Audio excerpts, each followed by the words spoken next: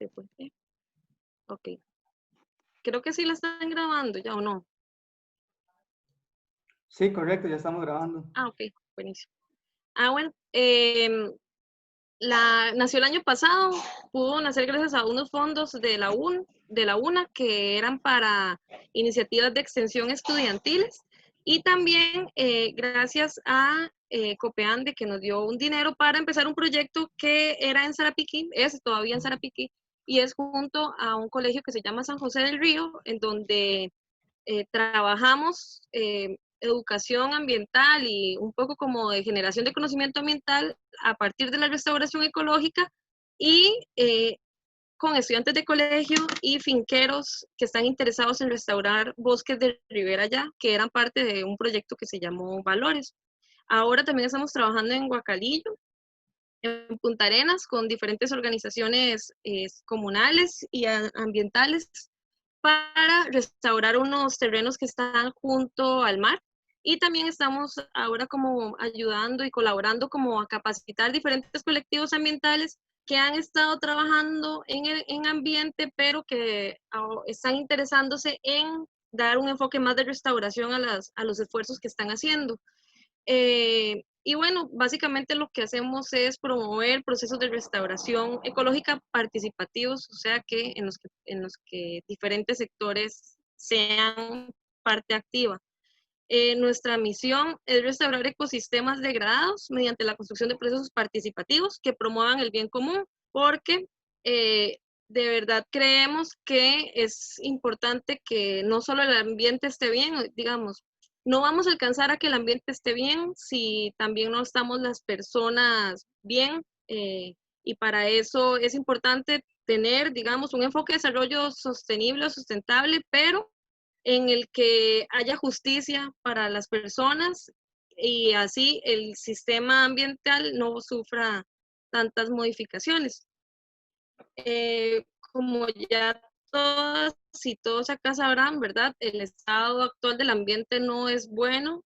Eh, Desde hace mucho tiempo atrás, los seres humanos hemos estado generando cambios fuertes. De hecho, desde 1996 se está promoviendo una nueva era geológica que quieren poner el antropoceno, en referencia a una era en la que los seres humanos han logrado modificar tanto el ambiente que cambian sus dinámicas. Eh, Esto ha generado que haya procesos de degradación ambiental muy fuertes. Los hemos visto con procesos de contaminación, reducción de especies muy acelerada. eh, También lo que es la fragmentación y pérdida de hábitats.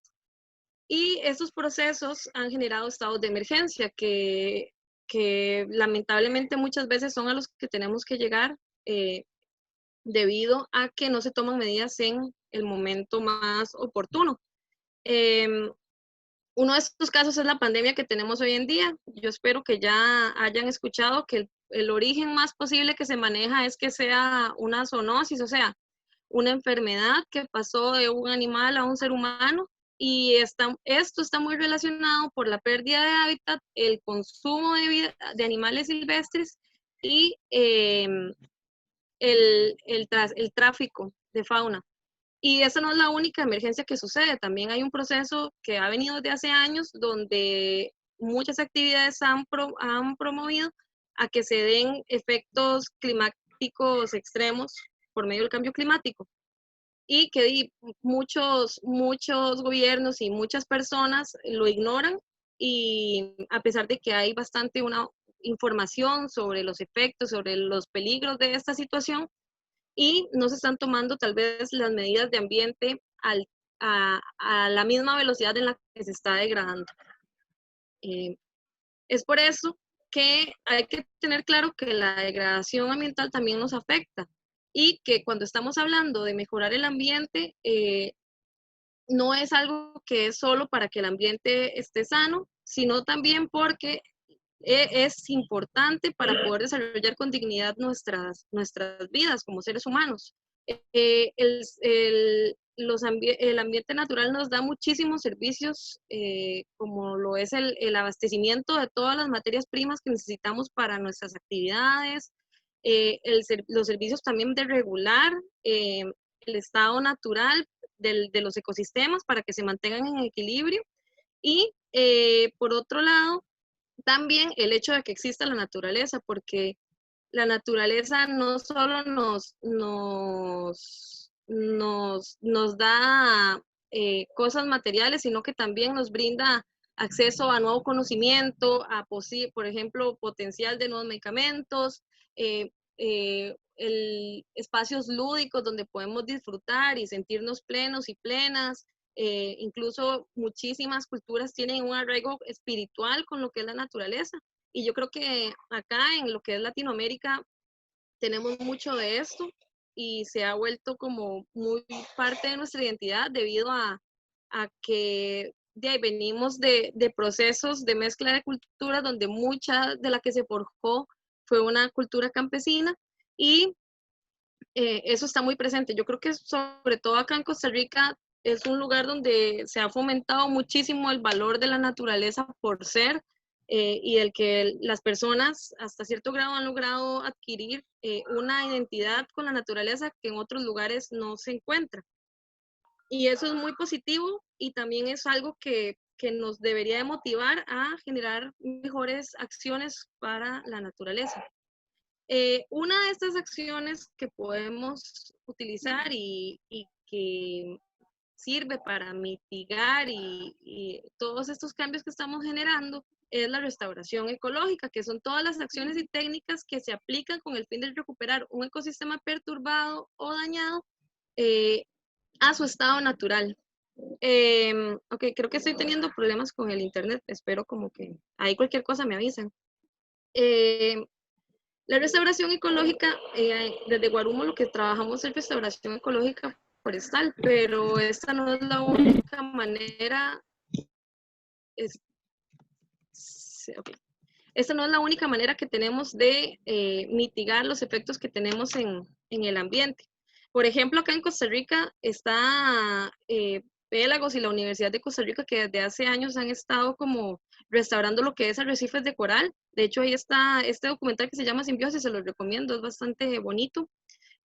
También en el Golfo de Nicoya, diferentes grupos de mujeres piangüeras que trabajan con otros moluscos han estado restaurando manglares y también un caso interesante es el que hubo en el área de conservación Guanacaste, donde se le dio un tratamiento al suelo, que también era en parte un experimento, de toneladas de naranja para recuperar esos terrenos. La restauración ecológica se basa... Ojalá y sí, por si quieren cerrar el micrófono.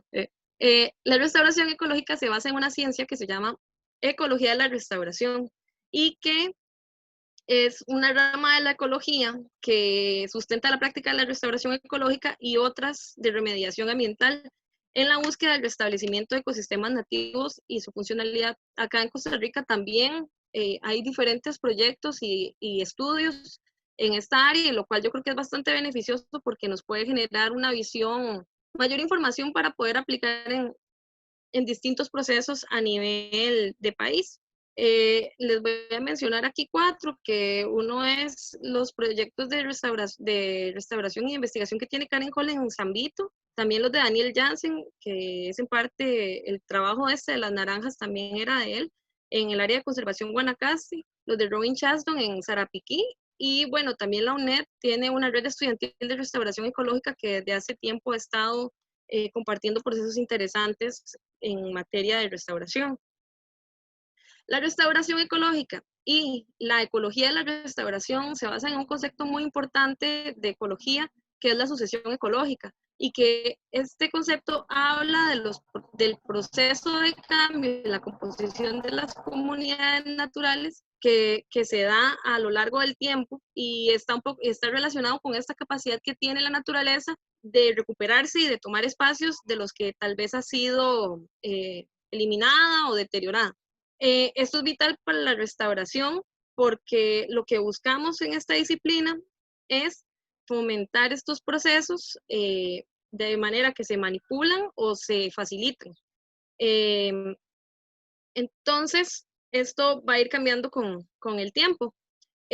A veces pasa que hay otros conceptos que son confundidos con restauración ecológica y que no son necesariamente lo mismo. Pasa mucho también en la parte forestal, que ahora tal vez pueda surgir la duda en la gente, porque yo creo que la restauración no es tan reciente que se ha estado hablando más. Antes se hablaba mucho de lo que era reforestación y campañas de reforestación y sembremos árboles, a que sembras un árbol por aquí y por allá. Y tal vez desde hace un tiempo para acá se han venido como implementando prácticas más profundas. Algunos de esos conceptos es el de la forestación, que la forestación es cuando vamos a sembrar o establecer bosques en un lugar en el que históricamente no lo había. También está la reforestación, que es el proceso en el que vamos a sembrar árboles en un lugar en el que habían sido eliminados o por alguna actividad o se había deteriorado parte de la cobertura forestal de esta área. También está la rehabilitación, que habla sobre restablecer en algún nivel el funcionamiento del ecosistema, pero en función de que siga proveyendo servicios ecosistémicos para las personas y para que se mantenga el equilibrio de ese ecosistema sin necesidad de llegar a su máximo potencial de recuperación o de restauración, perdón. Y la recuperación, que son todas esas actividades que se llevan a cabo para reducir el impacto negativo de alguna actividad que genera riesgo ambiental, como podría ser el caso, por ejemplo, de una minera o de algún derrame o de una zona que antes era utilizada para el cultivo de algún alimento que ocupara muchos agroquímicos. Y estas se diferencian de la restauración porque la restauración ecológica eh, tiene una visión más amplia que integra muchísimas variables, porque llegar a este último objetivo de alcanzar el máximo nivel de regeneración posible de un área natural es un proceso complicado que tiene muchísimos factores de por medio. Y, por ejemplo, la restauración ecológica va a tomar en cuenta cuáles son las características climáticas del lugar que vamos a restaurar, cuáles son las características geográficas, qué tipo de vegetación hay, si hay nativas, si es exótica, si hay que hacer muchos cambios, si hay alguna especie invasora, cuál es la calidad de los suelos, si están contaminados, si están bien, necesitan enriquecimiento, cuáles son las características del paisaje, la zona que estoy restaurando está totalmente apartada de los bosques o no, qué tamaño tiene esta zona que voy a restaurar, hay pequeños parches cercanos a esta zona, también ecológicas, en el sentido de que la idea de la restauración es recuperar las funciones ecológicas de un lugar, cómo son las interacciones entre plantas y animales, y también sociales, porque de nada sirve que planteemos un proyecto en el que toda la parte ambiental está bien si no vamos a lograr retener algo como los impactos que van a llegar de parte de las personas a ese ecosistema. Por ejemplo, que haya un impacto fuerte de cacería y no se trabaje el tema de cacería con estas comunidades, o que estos terrenos que se están trabajando tengan no sé, algún tipo de cambio en su legalidad y de alguna manera puedan cambiar el uso del suelo que se ha implementado. Entonces, es por eso que yo hoy les vengo a compartir esto porque pienso que es un camino integral para las mejoras ambientales y que la restauración ecológica puede funcionar como un esquema que tomar en cuenta como el esqueleto para mejorar el ambiente en cualquier actividad que se haga. Y en ese sentido, ¿cuál sería entonces la importancia de los aportes desde nuestra casa? Porque tal vez decimos como, ok, es imposible llegar a recuperar totalmente lo que son los bosques naturales en mi casa, pero todas esas acciones son importantes, sobre todo porque muchas de nosotras, y nosotros vivimos en lugares así, este es Heredia, que son matrices totalmente urbanizadas. Y cuando me refiero a matrices urbanizadas, creo que también aplica para paisajes rurales, porque a pesar de que los paisajes rurales cuentan con mayor vegetación, tienen problemas de fragmentación que tal vez no sea un impacto tan fuerte como en las zonas urbanas más grandes, pero igual es un impacto.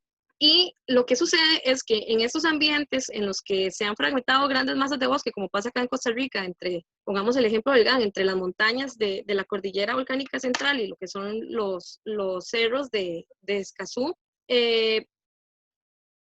estos pequeños espacios que vayamos a recuperar en la ciudad, de alguna manera van a funcionar como islas dentro de un mar de concreto. Y esto nos va a ayudar a mitigar la fragmentación. Entonces, las cosas que hacemos desde nuestra casa aportan a la rehabilitación de los ecosistemas urbanos y también a la funcionalidad de los ecosistemas a una escala mayor. Ayudan también a soportar corredores biológicos, que ahora, por dicha, cada vez más se está hablando de lo que son corredores biológicos interurbanos y que son de gran importancia. Y con esto el funcionamiento del ecosistema, porque aunque sea un árbol lo que podamos tener en nuestra casa, ese es un árbol que tal vez antes no estaba ahí fijando carbono o que no estaba aportando su material genético para el flujo de genes en un lugar. Hoy yo para guiar este proceso, en lo que me basé fue en los principios internacionales y estándares para la práctica de restauración ecológica de la Sociedad para la Restauración Ecológica. Es una entidad internacional que trata de estandarizar estos procesos para que las iniciativas de restauración sean lo más eficientes posibles. La idea de esto es que más gente tenga una herramienta para que si vamos a hacer un esfuerzo que muchas veces implica dinero, trabajo, tiempo, sea uno que genere los mejores impactos para el medio ambiente en el sentido de aporte más a que se recupere.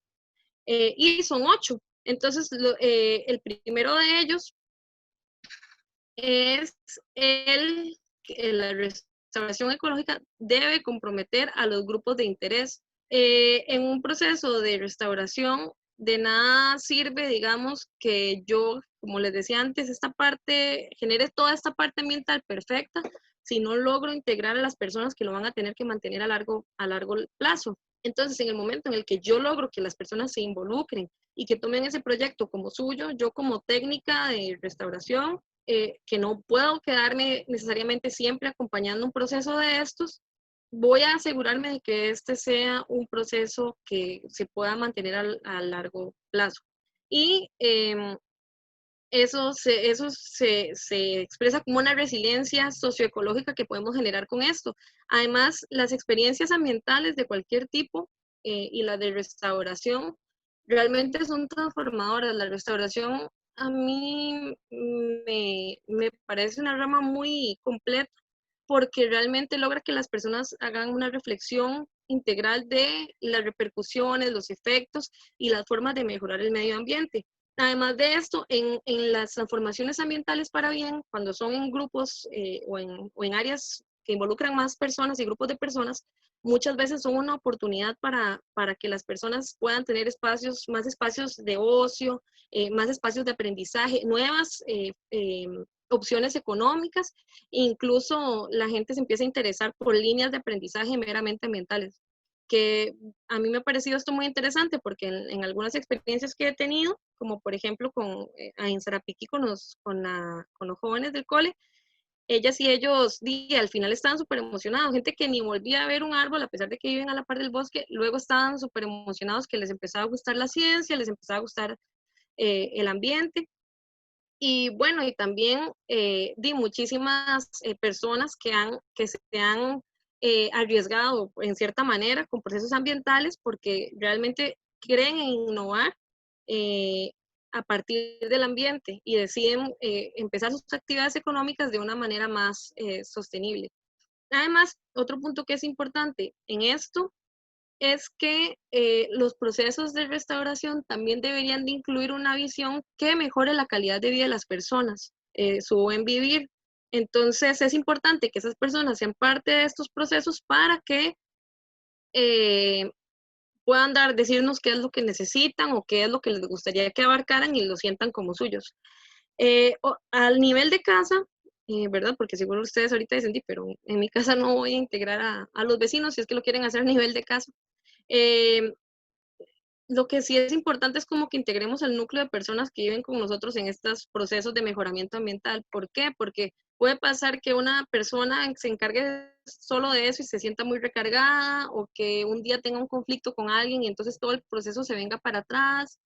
Y porque también es bueno como que más personas aprendan y más personas se sientan parte de esto. Y hacer eso desde la casa es importante. O sea, en mi casa, por ejemplo, eh, di, está como el conflicto con las plantas nativas, porque a mi mamá y le gustan mucho como ciertas plantas que tal vez no son exóticas, y, y que yo digo, bueno, podemos ir sembrando más de estas, y poco a poco se han sembrado algunas y hemos llegado como a un término ahí medio, pero es un proceso como de ir aprendiendo en conjunto y ver cómo también uno se acomoda con las visiones diferentes que tiene la gente, ¿verdad? Ok, el segundo es que la restauración ecológica se apoya en muchos tipos de conocimiento, y entonces, ok, tiene una parte muy fuerte de ciencia, ¿cierto? De ciencias como la ecología, como la biología, la forestería y otras, pero también tiene una parte mucho de saberes locales, de experiencias y de tradiciones.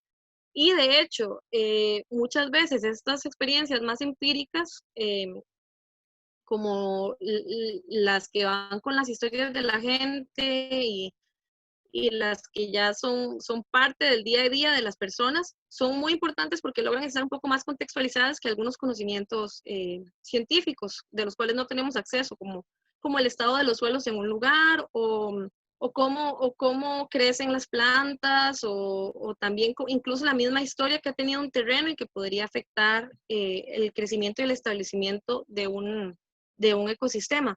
Y esto también es muy importante porque a nivel pequeñito, a nivel en nuestras casas o en nuestras comunidades, eh, es una manera de recordarnos que no es una excusa como el decir como, ay, no, es que no tengo asistencia técnica para poder llevar a cabo un proceso de mejorar mi ambiente. Eh, Creo que si bien ayuda mucho la ayuda técnica, hay mucha información, nuestras abuelas, los agricultores, las agricultoras saben muchísimo que se puede utilizar para mejorar. Entonces, la cosa también es aprender. Mucho de esto es como experimentar un poco y aprender. Y también otra cosa que me gustaría agregar es que muchas veces también las comunidades tienen mucho que enseñarnos sobre cómo se manejan, ¿no? Como comunidad en sí, en el sentido de que, por ejemplo, se organizan y tienen organizaciones que logran ser funcionales, y que a veces cuando como facilitadoras queremos generarlas se puede complicar mucho porque es una información que se construye con años. El tercero es que todos los procesos de restauración deberían tener un ecosistema nativo de referencia, que sea un ecosistema sano. ¿Por qué? Porque si queremos llegar al máximo punto de regeneración de un ecosistema, puede ser que no tengamos, no sepamos cuál es ese punto. ¿Por qué? Porque el deterioro de ese ecosistema fue hace mucho tiempo atrás, nadie lo estaba monitoreando. Entonces, en esos casos, es importante tener un ecosistema nativo de referencia. Acá en Costa Rica, por dicha, tenemos muchos parques nacionales y áreas protegidas en diferentes lugares que pueden servirnos como un ecosistema de referencia, y también, y así, digamos, ayudarnos a pensar, ok, ahora así se ve este ecosistema, pero ¿cómo son las dinámicas que pasan dentro de este ecosistema? Y así poder evaluar más adelante y decir, mira, ¿estamos alcanzando las dinámicas entre organismos dentro de este ecosistema o no? A nivel de la casa, creo que esto es muy importante para escoger sobre todo las plantas que vamos a utilizar, porque creo que es muy popular escuchar, ay, sí, plantas nativas, y es así como la ley, y de fijo es importante que las plantas sean nativas, pero en muchos casos también ayuda mucho que sean plantas locales. No es lo mismo las plantas que hay en Guanacaste que las que hay en Limón. Entonces, esos ecosistemas de referencia nos van a servir para eso. En ocasiones es complicado encontrar un ecosistema de referencia sano en la matriz urbana, sobre todo dentro del GAM, porque a veces hay parches de bosque, pero son muy chiquititos y no necesariamente están sanos, pueden estar bastante deteriorados aunque tengan árboles grandes y estas cosas. Entonces, tal vez ahí como consejo, podríamos también hay acceso a mucha literatura ahora con el internet y a mucha información sobre plantas y características de plantas en lugares específicos y además también están las zonas de vida de Holdridge, que puede ser una facilidad porque aunque también son generales, pueden ayudarnos a entender un poquito más cómo son las plantas que deberían de estar en un lugar en el que estamos interesados en recuperar. El cuarto es que la restauración ecológica colabora con los procesos de recuperación de la naturaleza. Esto es importante porque la idea de la restauración no es que la gente piense, ok, hagamos daño a los ecosistemas porque igual los podemos restaurar. No, la restauración es un proceso muy complejo y además de esto los ecosistemas llevan millones de años evolucionando para ser lo que son hoy en día. Y esa selección y todos estos procesos que han pasado para que los ecosistemas y las especies sean lo que son hoy en día, no lo vamos a poder hacer en una vida de restauradora o de restaurador ecológico.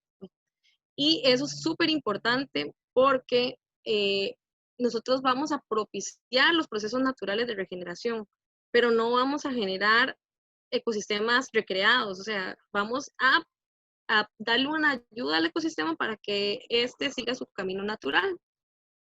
Y tal vez esto no sea muy replicable en jardines, porque suponiendo que lo que tenemos en nuestro cercano, en nuestra casa es un jardín, y porque muchas veces a mí sí me gusta, que es que por mí, si fuera solo mi jardín, estarían montados lleno del proceso de charral que se vaya regenerando en los primeros años, yo bien ahí con no sé, pero a veces a la gente no le gusta y le gusta como que haya cierto orden, e incluso a veces sí hay que tender la ropa por allá y cosas. Bueno.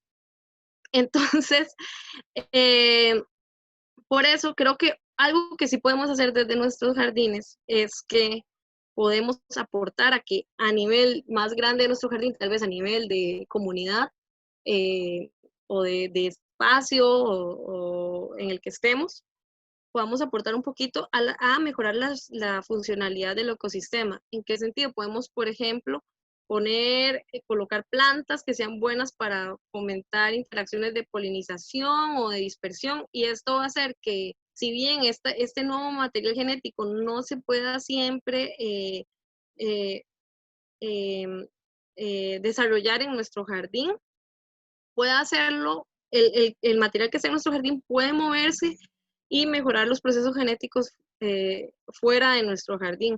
Entonces, realmente estos procesos, poner esas plantas para animales como aves, como murciélagos, como abejas, puede ayudar mucho. De hecho, bueno, hace poco estuve en una charla sobre abejas virtuales y me di cuenta que el huitite tiene hasta 40 especies de abejas que lo utilizan. O sea, es un árbol súper bueno para las abejas. Igual también muchos ficus son árboles buenísimos para lo que son murciélagos y aves y esto dispersan muchísimos frutos. Entonces, esas son cositas que pueden ayudar mucho al ecosistema desde nuestra casa. El 5 es que los procesos de restauración se evalúan con indicadores medibles y para esto desde el inicio tienen metas y objetivos claros. Vamos a ver acá un toquecito para revisar el chat porque dice eso. Ok. Ahora al final voy a revisar más el chat, está bien, porque vieras que me cuesta un poquillo como verlo aquí en la pantalla. Y así podemos hablar un poquito, ya que no somos tantos, entonces me gustaría saber si tienen preguntas o comentarios. Bueno, se evalúa con indicadores medibles.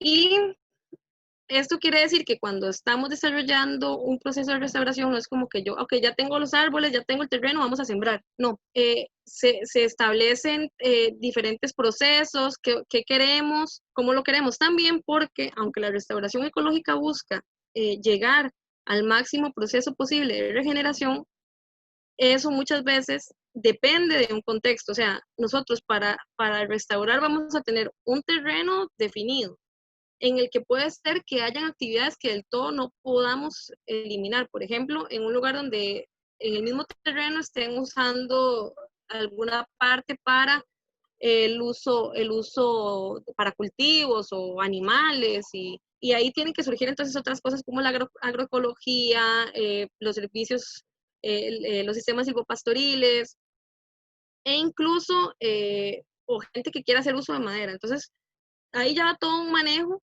que no necesariamente se puede como decir, no, es que íbamos a restaurar. Eso es casi imposible. Y por eso es importante tener claro hasta dónde vamos a llegar.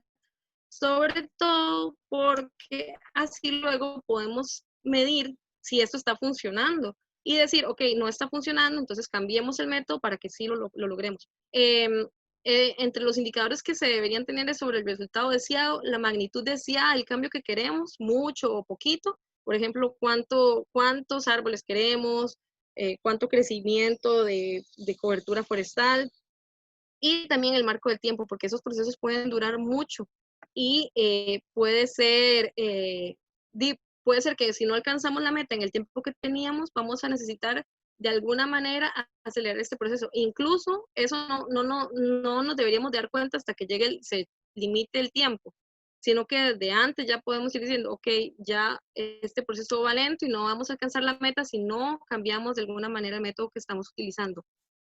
En la casa yo sé que no vamos tal vez a generar una matriz de objetivos y de metas y todo, pero sí les recomiendo que si lo están haciendo en pequeñito, pueden hacerlo a través de ver qué cosas están pasando en su jardín. Que yo creo que con las plantas es más fácil porque uno las va ahí como manejando y que cortando el zacate o lo que sea que haya, ¿verdad? Pero también viendo qué animales están llegando, porque si yo siembro un árbol que es bueno para aves, yo esperaría que luego lleguen más aves y que tal vez ahora lleguen diferentes tipos de aves que antes no llegaban. Entonces, esos son indicadores de que el cambio que estamos haciendo, las medidas que estamos implementando están funcionando. O por ejemplo, si el suelo de mi casa estaba muy deteriorado y empecé a generar algún proceso de compostaje, y ahora las plantas sí están creciendo más fuertes o siguen igual, se siguen muriendo o hasta les dio un amor. Entonces, esas cosas son importantes. Y como a veces identificar especies, la gente le da un poco de miedo al inicio, les doy ahí como recomendaciones de algunas aplicaciones que son bastante bonitas y funcionales y fáciles de utilizar, que son Merlin, que es para aves, también hay Naturalista, que es para organismos, plantas, animales, y PlantNet, que es para identificar plantas. Y eso puede ser una ayudadita por si se sienten un poco perdidos. Igual también hay material en internet. Uy, aquí pegado. Okay, okay, ahí, 6. La restauración ecológica busca el nivel más alto de recuperación disponible, como ya lo habíamos hablado, ¿verdad? Por eso es importante tener en consideración los atributos completos del sistema de referencia, no solo como qué árboles habían, sino cómo eran las condiciones físicas, cómo eran las relaciones de intercambio, cuál es la función de este ecosistema y más. Y también es importante estarlo monitoreando, que es un poco el paso anterior. En la casa, lo mejor sería alcanzar el nivel que sea posible según sus condiciones. Y esto también lo digo a modo de reto, porque creo que a veces en la casa, uno que dice como, bueno, ya tengo aquí plantitas y esto, y siempre se puede un poco más si quieren. Entonces, les invito a ella que experimenten. El principio 7 es que la restauración ecológica gana un valor acumulativo a mayor escala. Algunos procesos mejoran con el tamaño, por ejemplo, el flujo de genes, la llegada de nuevas especies, las relaciones, por ejemplo, si hay, cómo se está interviniendo, no sé, que hay una especie exótica, cómo se está depredando con las nativas, la resiliencia a perturbaciones, por ejemplo, que un terreno tenga un tamaño suficiente para que si pasa un cambio, él pueda, esta restauración o este proceso de recuperación pueda sostenerse y no se caiga todo abajo como si lo haría un proceso que es pequeñito. Es por eso que también trato hoy de comunicarles que ojalá se implementen más procesos de restauración.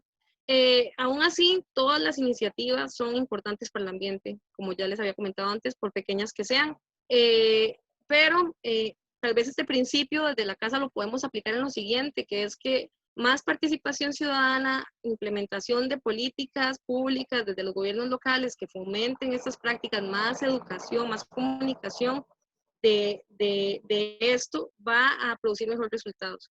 Y esto no hay que esperarse, digamos, porque yo sé que a veces esperar políticas públicas puede ser complicado, pero ya ustedes hoy tienen un poquito sobre restauración ecológica, compártanlo, compartan lo que sepan y esas cosas pueden ayudar a que el impacto que vayan a tener nuestras acciones sean mejores, comunicar y compartir lo que se sepa.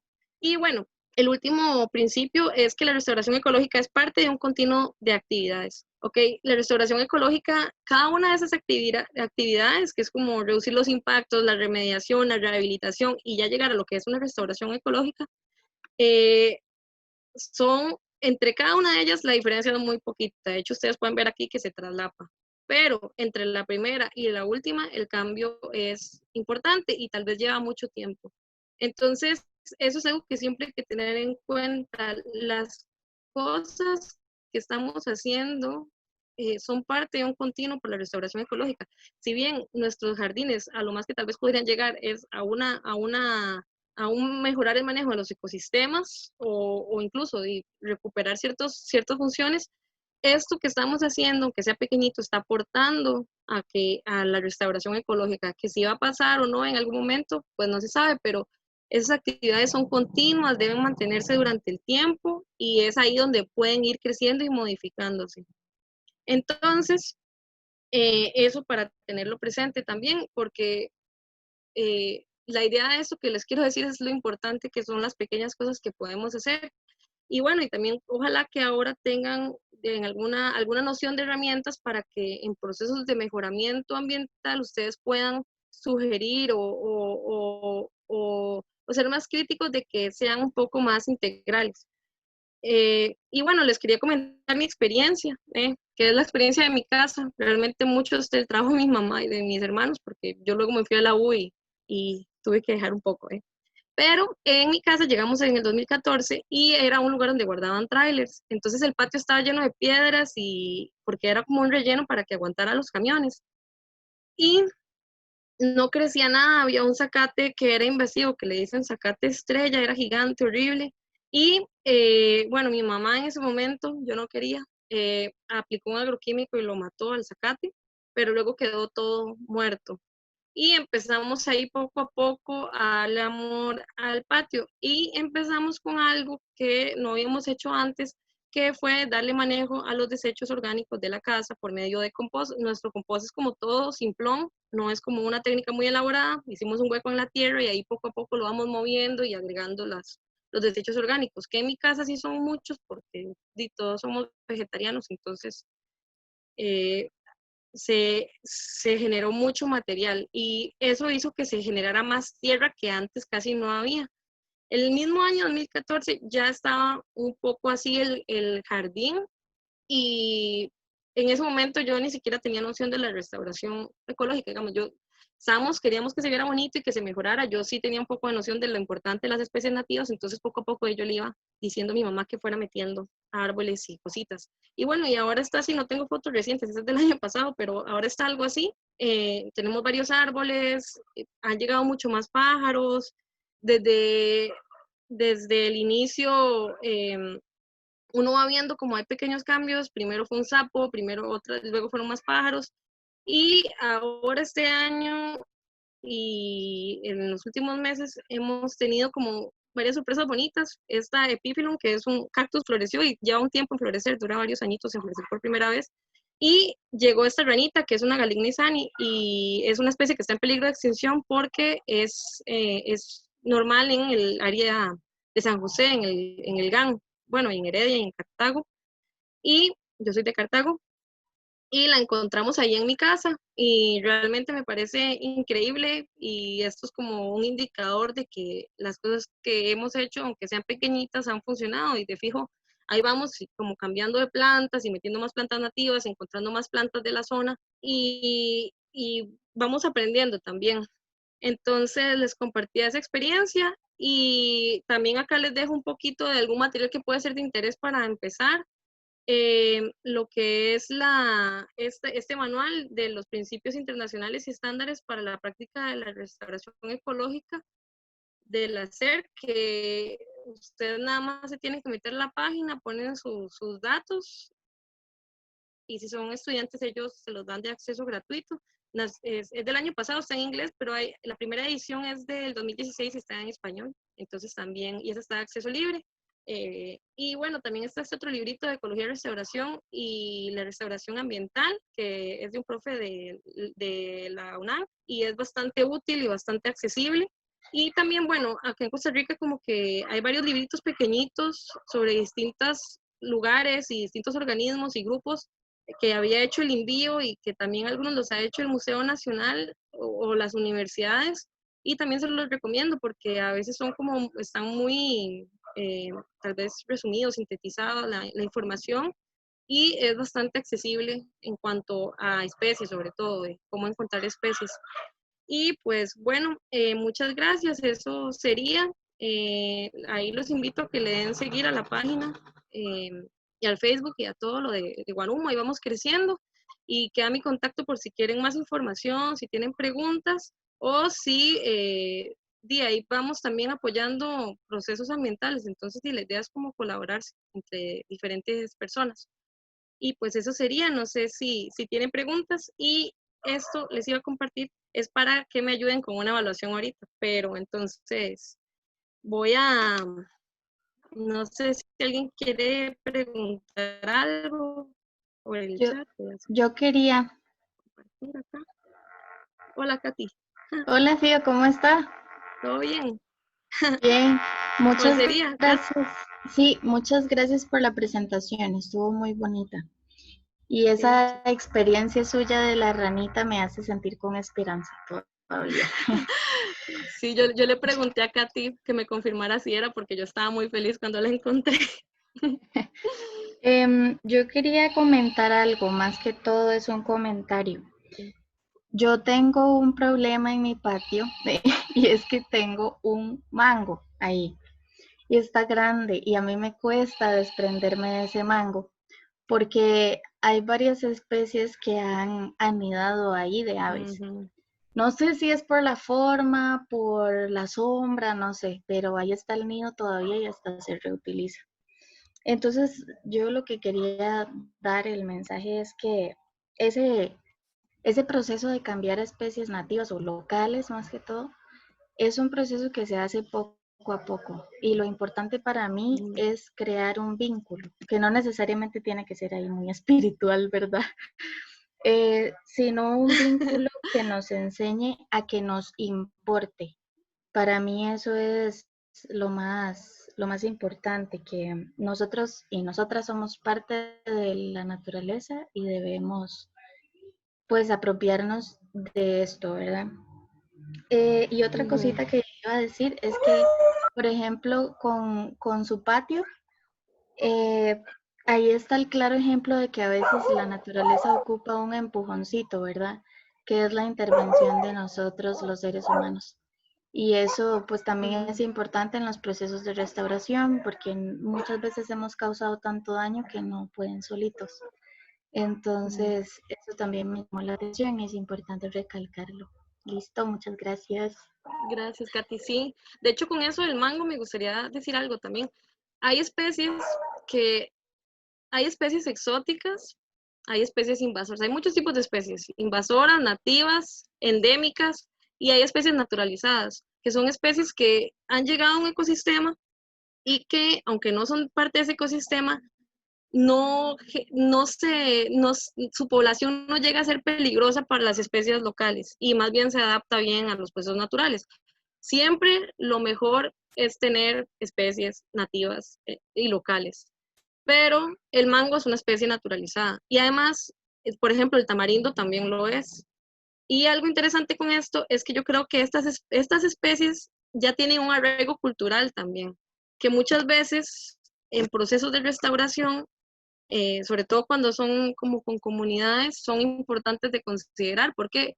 Porque si a mí una persona está poniendo parte de su finca porque quiere restaurar y me dice, eso sí, yo quiero tener algunos árboles de fruta y quiero un árbol de mango, pues yo creo que en ese sentido, por el bien de que esta persona esté contenta y mantenga esta iniciativa, como vos decís, de mantener el ambiente sano, está bien que haya un árbol que no va a ser un árbol dañino como lo es un mango. Incluso también, yo en mi casa tengo naranjas y otras cosas que también quiero comer.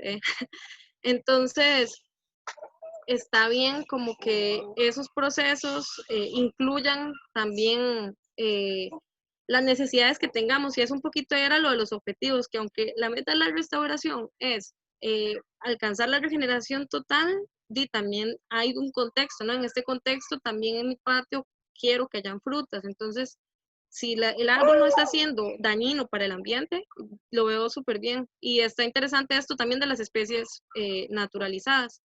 Y, em, y sí, muchas gracias, Katy. Y bueno, acá también había un comentario de Beatriz que dice que eso que acaba de decir es importante. Muchas veces de las empresas sugieren que pueden remediar cualquier impacto a punta de reforestar. Recuerdo el caso de Industrias Infinito que decía que iba a reforestar y lo tenían a mano. Lo que tenían a mano eran viveros de Tempe. Ok, sí, Raja, o sea, definitivamente concuerdo totalmente con usted, Beatriz. Eso también es una cosa para que ojalá más gente tome en cuenta ciertas cosas que la restauración nos hace cuestionar o nos brinda para tener más cuidado, porque a veces las empresas o cualquier persona, o no sé, cualquier deterioro ambiental que se genere, cree que se puede mitigar, pero realmente los procesos del ambiente llevan mucho tiempo. Entonces, la restauración de ninguna manera es una justificación para poder deteriorar el ambiente, sino que es una solución al deterioro que hay ahorita, que es bastante. Entonces, eso es importante. No sé si alguien más tiene comentarios. Yo tengo una duda, Fío. Ujú. Voy a aparecer para personalizar, Sí, me gusta porque Igual no yo salgo sola. mucho. Ahora entiendo a mis profesores. Tenía curiosidad sobre las plantas que uno denomina malezas, ¿verdad? Como que siempre se han visto muy malas como para los cultivos y para las áreas, digamos, de la casa, como que no son muy bien vistas estéticamente y así, pero el hecho de que también hayan muchas malezas puede ser indicador de muchas cosas, ¿verdad? Entonces quería saber como qué pueden indicarnos las malezas. Bueno, en el caso del jardín de la casa hay muchas plantitas que nacen solas, ¿verdad? Demasiadas, Ujú. y bueno, mis papás cortan muchas y yo veo que son muy libres, nadie las siembra y salen. Quería saber como que si eso es Sí, bueno, o sea, para restaurar hay que quitarlas, como estos zacates que dijiste vos que eran muy dañinos. Eso quería saber. sí, vea, eso es un mundo, aparte, no es un mundo aparte, pero es un mundo bien complejo porque al menos a mí me pasa que yo me gusta aprender un poco de plantas, pero todos los zacatillos, malezas, y eso no, casi siempre uno piensa como en los árboles y en algunas plantas como las más emblemáticas, pero muy pocas personas manejan como el conocimiento sobre las malezas. Y lo interesante de esto es que hay malezas que sí, digamos, malezas, eso es un término totalmente humano, ¿verdad? Sí, sí. Pero hay especies que sí son naturalmente, van a crecer, pero también de esas malezas hay muchas especies que son exóticas. Y que entonces, además de eso, tienen esos, yo les digo bichos, esas plantas son increíbles, o sea, tienen unas maneras de reproducirse tan eficientes que usted en un momento ya ve el patio lleno de malezas. Si usted las deja, güey, ellas van a crecer de forma loca. No sé si las que tiene usted en su casa son nativas o exóticas, Eso no sé. pero sí, o sea, hay un proceso dentro de la restauración y dentro de la regeneración natural que es un charral y eso puede llevar varios años, o sea, y hay una llegada primero de esas plantas primarias y ya luego se empiezan a colonizar otras especies, pero es un proceso natural. Lo que pasa es que sí hay muchas especies exóticas, y más en zonas, por ejemplo, donde hay ganado, y en la ciudad hay muchas especies exóticas porque la gente las ha metido. Como todos estos pastos que también la gente ha metido porque son más productivos para las vacas. Ujú. Entonces, pues sí, esa sería mi respuesta. No sé si la pude. Sí, sí, no, me queda la duda como de saber si entonces hay malezas que pueden indicar algo positivo, digamos, a nivel de restauración, porque pueden ser positivas, o sea, que resistan tanto, pueden ser positivas, y otras más bien que son como exóticas, más bien. Sí, no, definitivamente sí las hay. Y puede ser que estén en su patio. Lo que no sé, digamos, es como cuáles serán. Y es bonito, a mí me gustan también porque las plantas son increíbles. O sea, usted deja un pedacito de tierra en medio del cemento y va a crecer una planta. Ujú, sí. Entonces, ellos siempre la naturaleza va a ir como tomando su lugar. Solo que ahora también están esas otras especies. Y cuando uno tiene un jardín, sí como que compiten con las plantas que uno tiene, ¿verdad? O si usted tiene, por ejemplo, Sí, sembrada alimentos, no sé, lechuga, algo así, sí le van a competir, que es por eso que la gente que trabaja en agricultura las quita también. sí, exacto, sí. Gracias, sí. Con gusto. No, sí. Preguntitas. Hola, yo quiero agregar algo. Hola. Bueno, primero que estaba muy bonita la charla, bastante explicativa y que motiva por lo menos a cambiar un poco los espacios verdes que uno tiene. También quería mencionarles que hay una guía muy bonita que elaboró la Municipalidad de Curridabat, por si tienen chance de revisar, que se llama, creo que es una guía de plantas dulces. Ahí aparece, Plantas dulces. ajá, para atraer polinizadores. Entonces, viene bastante didáctico y así uno puede ver, ¿verdad? Como qué plantitas podría poner en, en el jardín o bien en las calles, en las aceras, ¿verdad? Porque también ahí hay poco espacio, pero existe un espacio que es importante también para estos insectos. Entonces, ahí está como bastante bonito y también aparece por colores los servicios ecosistémicos. Qué bueno. Entonces, no Sí, solo es como el espacio que uno tiene, sino también los que están aledaños en la comunidad o así, que eso es algo muy importante también. qué bueno. Yo creo que esas cositas chiquititas que se hacen a nivel local son súper importantes. Así, o sea, y ojalá que vengan en un formato como ese que vos describís, que es como accesible para que la gente lo entienda, porque yo creo que realmente a veces es como una barrera esto de, plantas nativas, ¿cuáles son? Entonces, qué bueno está eso de Curridabat. Sí, sí, a mí me encanta. Yo he buscado como bastante de eso y cambiaron como todo el modelo también de cómo conseguir la ciudad.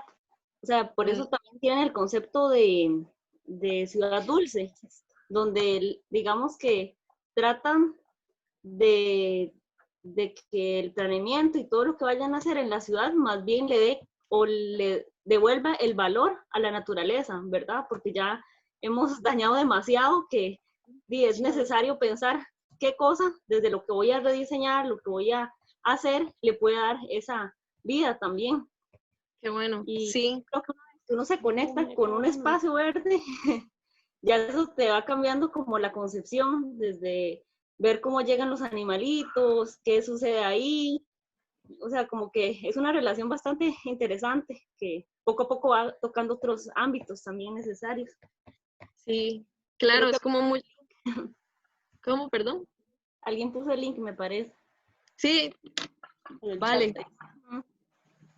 Qué bueno, lo voy a revisar y no de fijo, porque creo que mucho es de esto de que si uno no conoce realmente no puede apreciar las cosas, ¿verdad? Como realmente solo como ese empujón.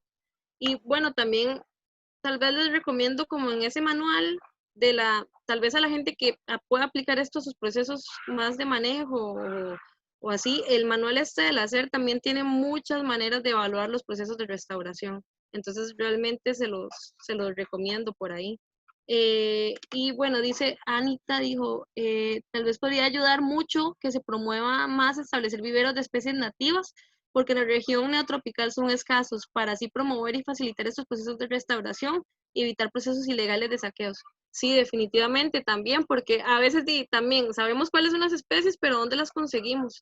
Y bueno, una forma acá en Costa Rica es el ICE, ¿verdad? Que el ICE, cada persona, si enseña la cédula, le puede dar unas 30 especies de árboles nativos.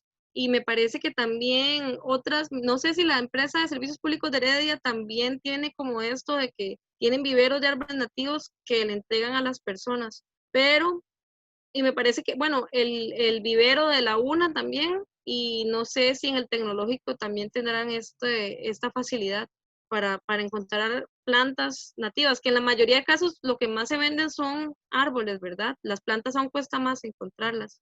Ah, bueno, y acá Javi dice que en Pronativas, en el centro de Santa Ana también. Buenísimo. Sí, yo conozco un lugar en Sarapiquí, pero está muy largo, que se llama, ay, ¿cómo es que se llama? Se me olvida el nombre, pero está entrando a Sarapiquí. Hay un vivero.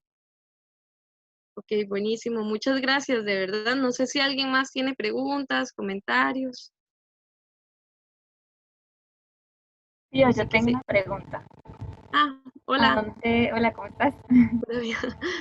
Era para recordar a dónde se podía descargar el documento de SED. Ah, ok. Sí, ese está en la página de ellos. Incluso lo puedes buscar por el nombre en Google y te va a aparecer. Lo que sí es que para la segunda edición, que es del 2019, tenés que meter tus datos ahí para que ellos te abran el acceso.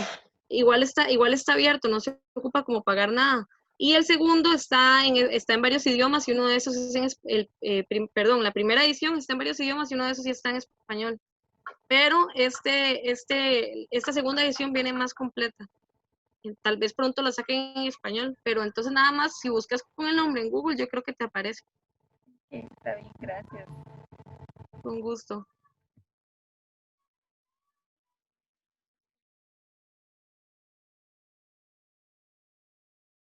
Okay, ahí queda también entonces en el chat el manual que dicen de las de Curridabat.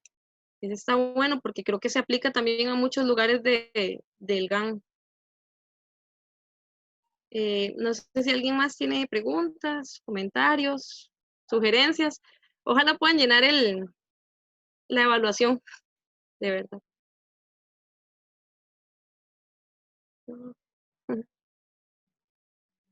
No sé si Jaime está por ahí.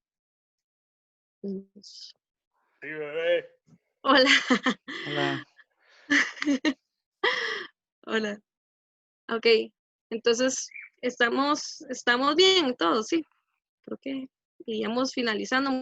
Muchas gracias de verdad por venir virtualmente y por sacar el ratito. Ojalá les haya servido de algo. Bueno, yo también le quería agradecer a todos y a todas que participaron, que se unieron a esta bellísima práctica y que eso es un esfuerzo de la Asociación de Cultura Herediana. Entonces, para que nos apoyen también, que estamos tratando de dar este tipo de espacios. Gracias por Sí. la iniciativa, estuvo bien bonito. Sí, muchas gracias de verdad por la iniciativa, también porque yo creo que hay compas que ahorita están pasando tiempos difíciles, ¿verdad? Con trabajo, entonces es bueno como apoyarnos y igual buscar seguir apoyándonos, porque esto va para largo, entonces es tiempo de mucha solidaridad que nos toca. Sí, correcto. Y a mí me gustaría agregar algo, ya que tocaste el tema, que la práctica que acabas de dar, qué importante que es en el momento que se está dando, ¿verdad? También un momento donde estamos tratando de reactivar esos espacios y se está notando en Costa Rica, ¿verdad? Entonces, muchas gracias. No, con gusto y sí, yo creo que no sé, a veces soy un poco positiva Hay que y hacerlo. sí, o sea, este es un jalón de orejas para la humanidad para que podamos hacer un montón de cosas diferentes y yo viendo, por ejemplo, las personas que participan en los talleres y otras iniciativas, sé que hay mucho potencial en la gente para hacer cosas diferentes. Entonces, muchas gracias y bueno, nos vemos por ahí. Muchas gracias, Pío. Estuvo muy chiva, muy bonito. Gracias. Hasta luego. Bueno, chao. Chao.